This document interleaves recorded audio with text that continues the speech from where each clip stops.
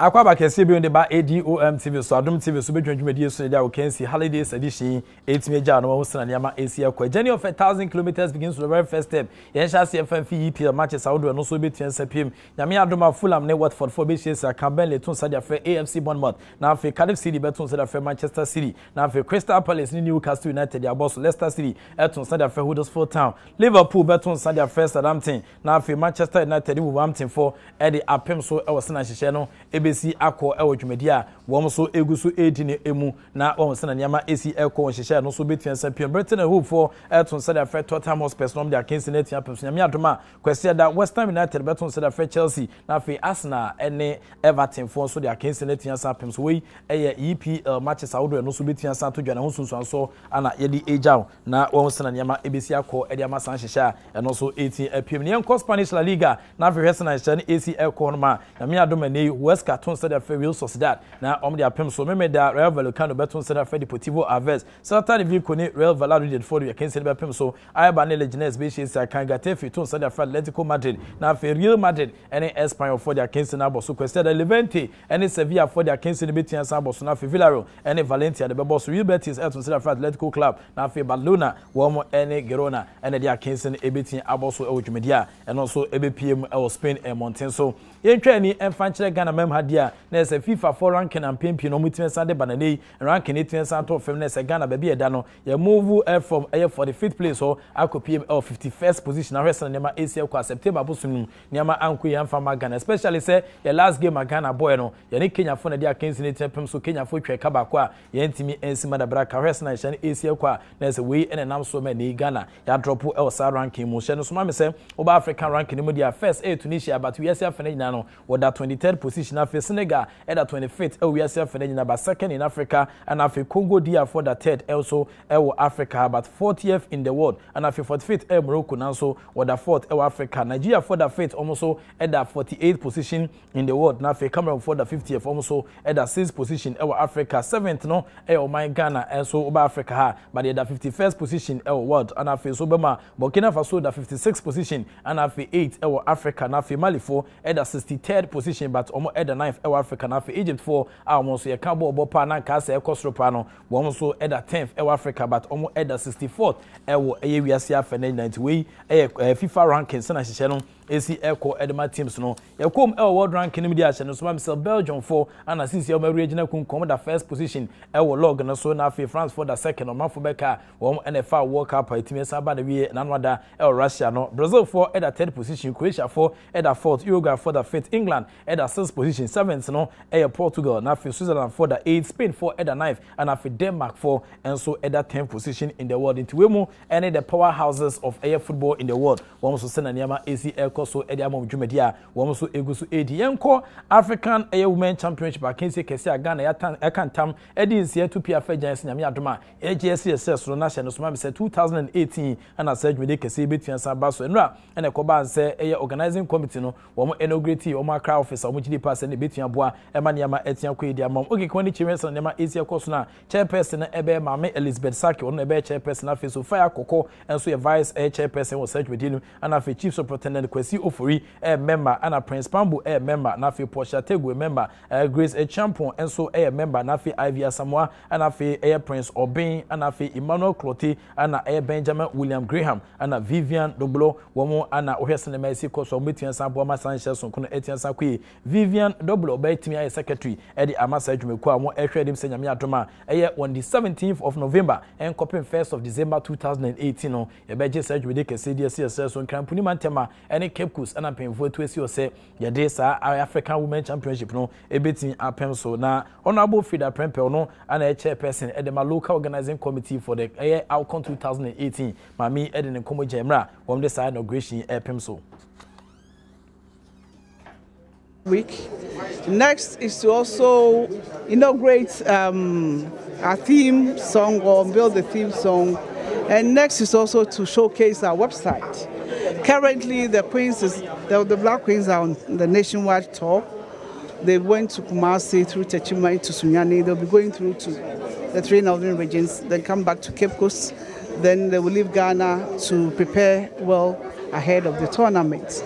So what is left is to put ourselves together for the opening and the closing ceremony, which of course we are working very hard behind the scenes. Everything is together now. They'll start rehearsing the next 2-3 days. And so far so good. The other thing that is left to be done is putting little things, little touches to our infrastructure. We don't have any problem with hotel accommodation. We don't have any problem with catering, immigration, and all that. So basically, I would say that we are between 75 to 80% out there on the job. So far, so good. There's Honorable Frida Prempen and Council in committee to the local organizing committee chairperson Edema Alcon 2008 and Akensia Ghana YGSC stress na Obama Mame Lucy Quest and so a normalization committee the vice president and also the Nkomo agent our side inauguration. First of all, we are all four of us are truly honored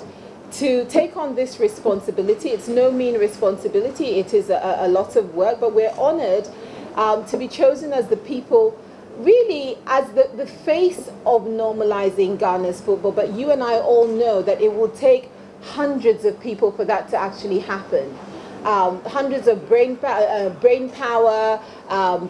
insight, passion, interest, dedication, actual work. This is about work that we have to do to create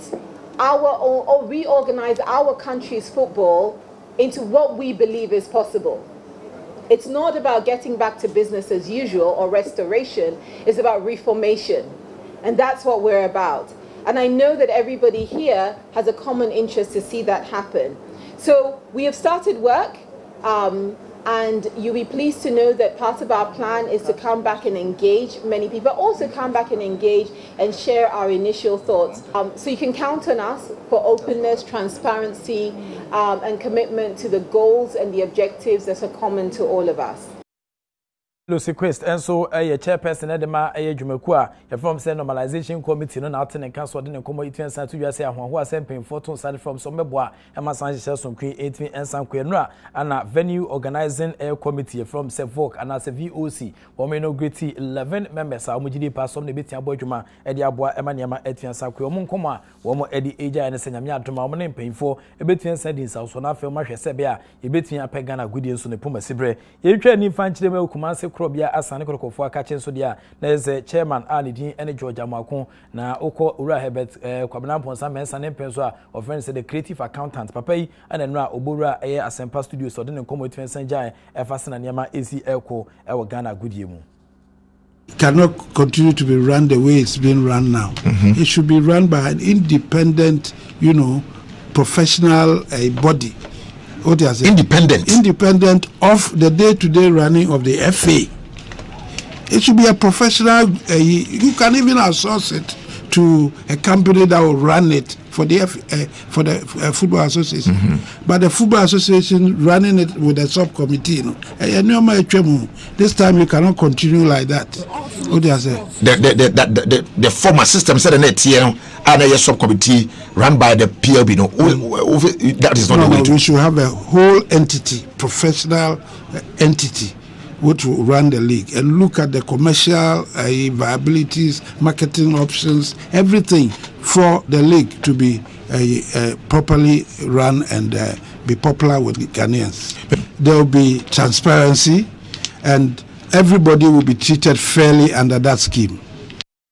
Jamako former management member Adom Kumase Asante Kotoko former creative accountant Kotoko still and was a chief executive officer at the club no ten and council didn't come age no say a professional entity among the former Premier League board no now organizing league no now so trying o crew manya sapadia e koso a etimi etial hot committee so na hwa anya de ometia aboa emaniama etian kwe George Amako esa de come ka creative center actually say wo ehwanim say ometia aboa ema club bi se Kumase Asante Kotoko asa fa ne tamapa efra e Ghana football na African so wo ultimate team no matintam e wo dwumadi a wo edimu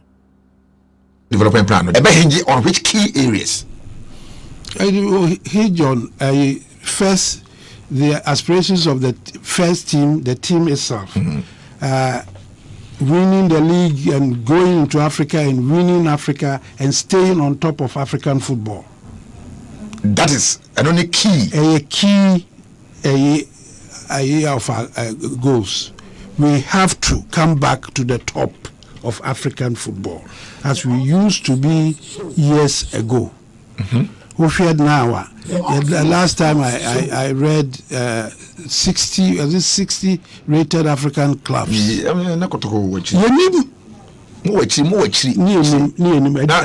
Top system, medium.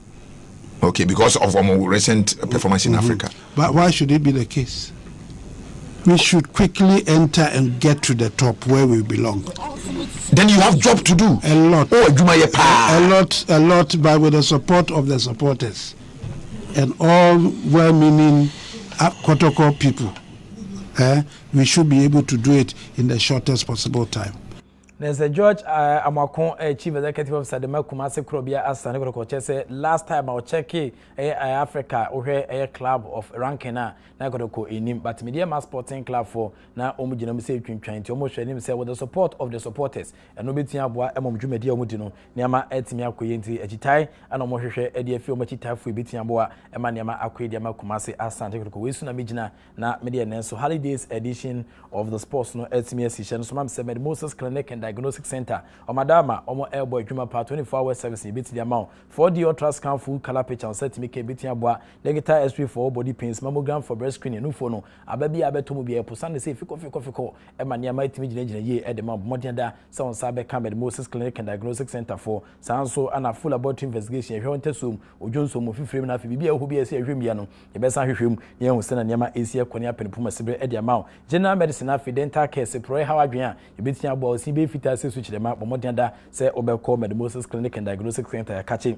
and the prostate cure na charity aba junso makrawa mu ha bia obi etu ase preparatory eboa emaniama etia koye dem out sanso na master tea helping in the reduction of stress and the stress netted to aba junso stress na gusa akeke na boa emapo modon sem etia koye ye ultra modern office no e Tazako Valley zumla for akache o sanso and ye ben dental by honom and afia Ahenema Kokobi Road as of Kumasi de wani chire boase no on sabetia ka Moses Clinic and Diagnostic Center obetia friend was 0244068447 na wode Moses phone pay for yentwetwen komo yemwa emaniama ento yi enfama Jeffas Health Limited Jeffas Adwe Air Tertiary Jeffas Air antibacterial mixture for the treatment and cure of gonorrhea syphilis candidiasis na bacterial infection bia ofam bia mansanka Jeffas ya brantie na so ya baba wa Jeffas Adwe betua boa abrantie dia abomodin da severe waist pains to sisi ade na afi so dwonso out ya sexual weakness premature ejaculation be mo pese double pia no asoro so mesrew sa ohawi ebi wo so a nsaka Jeffas Adwe betua boa rashes agu be ma prokesene burning sensations outdoor film and a low sperm count netted to ansaka Jeffas Adwe bia ebetu e de feel we are buy and so intimi to pan konani manachi and upon menstrual disorders abdominal pains oba bi keka white fetal na so dey poor candidiasis na chewa edoi e demolition exercise so him feel ne boa e ma hoso twansa asante achimen miscarriage infertility and so if you crab modern da so sabetia kan Jeffas Health Limited no medo reference Jeffas bi we are brand and so fi sabre kodia Jeffas power capsules and the left to sexual performance no from a lower concentration to a higher concentration saka bia and also ebitia boa Jeffas headquarters e wotechi mazungu traffic light na say Jeffas Eba Center Kumasi Report Junction Kings Walk Eba shop e wo kan Shudwagle won krampuni mantem WhatsApp do fi otakwa AA Mensa otakwa market circle unique Eba obogoso calling at Fredimens need any information na Kumasi a o makofa Jeffas bia bisuma odi wani chire mutachima obekọ Jeffas for Sense Hospital kese pa horma amafo de omani 18 sanche na no ememeda ana omo 18 bia no anei omo e de hwama amafo pomodon sem so etia koyi for Jeffas e 0261319895 na one Jeffas Health Limited ye ntwetwen komo ye mwa emaniama ento ye famu apomodon se bwemu ana pia metiko mena no peso ye den komo hodo ensa kama wudiem no etimi ejao hard working Sergio Manucho na da ma no tintim sem ne gun krata so de ma me wo ba campadu and after all the wonderful crew mu na ne techiri eboa me de sanhyehyɛ so kebedu sampempenso yi Masters Band the masters of all band wo so e wa hadoma nyame adoma nkoma wodo aka echi no wo so de nyompa ana betia sabrɛw sanso na kwampa enso wa hadoma nyame adoma wo so nyom no hwese ne mesiko so mo bo fritua na afo mo so esan e de ntwene no asan taase ultimi sampa tete nyom na tete obi ka tete obi kyerɛ ko so ahwɛ Adom TV within the Enoch Kwasi Walanyo Wallace agudi catch back up and of course made evidence based sports presentation etmejao everade enye nyina kesefo wonye fi bia ne da so ni no fine ko bia ne da so the act of being a good guest is to know how to say goodbye.